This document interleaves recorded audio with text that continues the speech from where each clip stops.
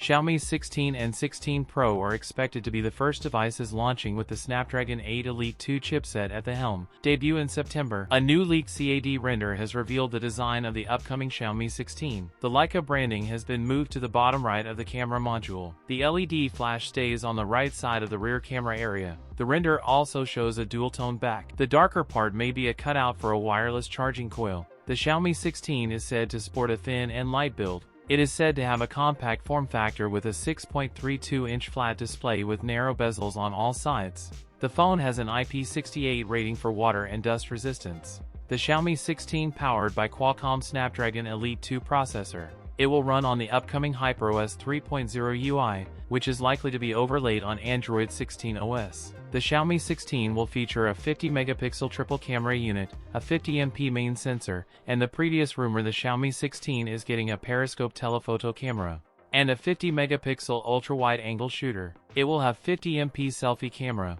The Xiaomi 16 will reportedly house an impressive 6,500 mAh battery capacity with 100W fast charger. That's it for today's video. If you enjoyed it, don't forget to like, comment, and subscribe for more content. Thanks for watching, and I'll see you in the next one.